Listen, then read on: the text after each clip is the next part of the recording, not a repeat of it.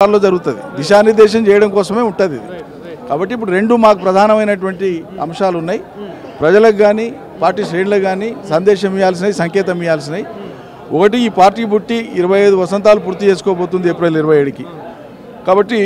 ఇది రజతోత్సవం 25 వసంతాల ఒక పార్టీ ప్రస్థానం అనేది చాలా చారిత్రకమైనటువంటిది ఈ కాలంలో జరిగినటువంటి మొత్తం ప్రస్థానాన్ని సమీక్షించుకొని జయాలను ఉత్థాన పతనాలను అన్నింటిని కూడా బేరీజు వేసుకొని ఈ తరానికి 25 ఏళ్ళు అంటే ఒక తరం మరి ఇంకో తరం తెర మీదకి వచ్చింది కాబట్టి ఈ తరం రేపటి భవిష్యత్తు కోసం ఏ రకంగా అడుగులు వేయాలనో దిశానిర్దేశం చేసే బాధ్యత మాది ఒక రాజకీయ పార్టీగా సో సంస్థాగత అంశాల మీద చర్చ ఈరోజు రాష్ట్రంలో ప్రజలు అన్ని వర్గాల ప్రజలు రైతాంగంతో పాటు కూలీలతో పాటు అన్ని వర్గాల ప్రజలు ఏవైతే ఇక్కట్లు పడుతున్నారో వాళ్ళకు బాసటగా నిలబడి వాళ్ళకు ఒక